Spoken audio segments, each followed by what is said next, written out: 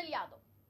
लोकसभा 2024 के चुनाव का आज चौथा चरण है और ऐसे में 11 बजे तक कितने प्रतिशत वोटिंग हुई हमने आपको ये भी बताया। कहां कहां वोट का यानी कि कहां कहां मतदाताओं ने अपने मताधिकार का बहिष्कार किया और क्या कुछ सियासी माहौल रहा है आज के दिन, हमने आपको ये भी बताया। साथ ही साथ लोकसभा 2024 के चुनाव के चौथे चरण आज से शुरू हो गए हैं और ये वोटिंग लगातार बढ़ती जा रही है, लेकिन कहीं ना कहीं ये चुनाव फीका नजर आ रहा है और फीका होते हुए इस चुनाव में लगातार बढ़ोतरी भी अब धीरे धीरे हो रही है। अगर बात करें मौसम की तो मौसम भी काफी खुशनुमा है और इसी के साथ लगातार लोग अपने मताधिकार का प्रयोग करके मतदान करने जा रहे हैं। पोलिंग बूथ पर पहुंचते ही लोगों में भारी उत्साह भी देखने को मिल रहा है। तो 10 लोकसभा सीट, 10 राज्यों की सीट यानी कि 96 सीट पर आज मतदान होना है और ये 96 सीट काफी महत्वपूर्ण मानी जा रही हैं। इन्हीं 96 सीट को लेकर आज कौन यहां से राजा होगा और किसका यहां से पत्ता साफ होगा ये भी पता चल जाएगा, क्योंकि पता चलने की आज एग्जाम की डेट है और पता यानी कि रिजल्ट की जो डेट है वो 4 जून की है। तो आज एग्जाम है और आज एग्जाम में 100 नंबर कौन लाता है ये तो हमें 4 जून को पता चलेगा, लेकिन कहीं ना कहीं प्रतिशत के जो आंकड़े हैं वो हमें बताएंगे कि आखिर राजा कौन होगा, किसके सर पर ताज सजेगा और किसके सर से ताज उतरेगा। लेकिन जनता के जो मुद्दे हैं, फिर वो चाहे उत्तर प्रदेश में 13 लोकसभा सीटों पर होने वाले चुनाव को लेकर कहीं जनता बहिष्कार कर रही है तो कहीं इन्हीं सीट्स को लेकर यहां के प्रत्याशियों को लेकर जनता में अलग अलग मुद्दे भी हैं। जनता के जो मुद्दे हैं वो बेहद ही अहम है कि शिक्षा, रोजगार और साथ ही साथ स्वास्थ्य पर आने वाली सरकार ध्यान दे, फोकस करे और जो उनकी पर्सनल समस्याएं हैं उनका भी निदान करे।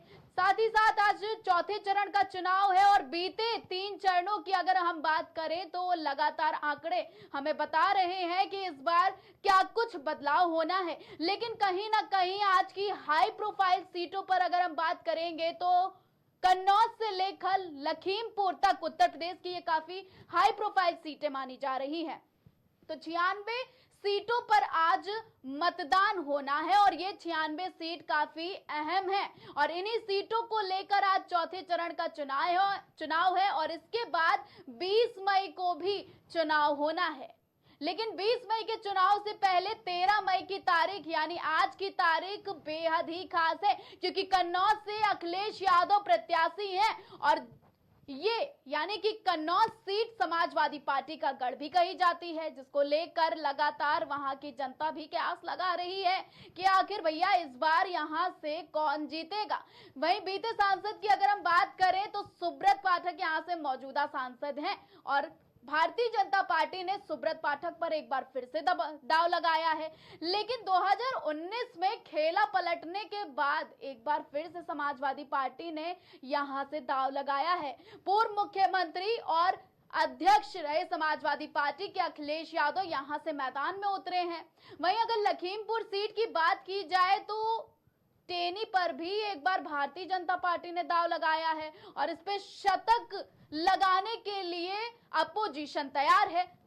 तो लगातार लोकसभा 2024 के चुनाव को लेकर सरगर्मियां तेज है, लेकिन इसी बीच बड़ी खबर आ रही है, जहां खबर है कि लोगों में नाराजगी साफ तौर पर देखने को मिली है। बहराइच के बूथ संख्या 1 भरतापुर गांव के पोलिंग बूथ पर सन्नाटा पसरा है। मतदाताओं ने अब तक मतदान नहीं किया है।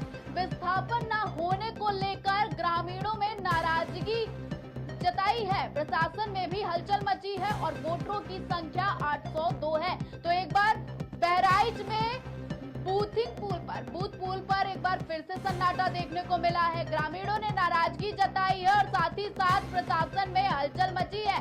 वोट का बहिष्कार जहां हर तरफ चल रहा है, वहां बहराइच में भी खेला देखने को मिला है। ये बड़ा खेला बूथ संख्या 1 भरतपुर में देखने को मिला है, जहां मतदाताओं ने अब तक मतदान नहीं किया है। विस्थापन न होने की वजह से ग्रामीणों ने नाराजगी जताई है। वहीं ग्रामीणों की नाराजगी के चलते प्रशासन में खलबली मची है और वोटरों की संख्या अभी भी 802 बताई जा रही है। तो एक बार बहराइच में भी ग्रामीणों की नाराजगी का सामना सरकार को करना पड़ सकता है, जहां पोलिंग बूथ पर पहुंचकर ग्रामीणों ने अपने मताधिकार का प्रयोग नहीं किया है। चुनाव का एक तरह से बहिष्कार चल रहा है। ग्रामीणों की नाराजगी से प्रशासन भी नदारद नजर आ रहा है। लगातार प्रशासन में हलचल मची हुई है, वहीं चुनाव आयोग भी एक्शन ले रहा है। वोटरों की संख्या की बात करें तो अभी तक वोटरों की संख्या 802 बताई जा रही है। तो जहां चुनाव के बहिष्कार का सिलसिला पहले चरण से लेकर चौथे चरण तक जारी है, इसी को लेकर बहराइच में भी एक बार ग्रामीणों में नाराजगी देखने को मिली है। सरकार के प्रति ग्रामीणों की ये नाराजगी कहीं न कहीं वोट बैंक पर तगड़ा असर डाल सकती है, जिसको लेकर ग्रामीणों की नाराजगी दूर करने के लिए प्रशासन भी लगातार मौजूद है। वहीं वोटिंग को लेकर नदारद रहे, प्रशासन में हलचल मची है।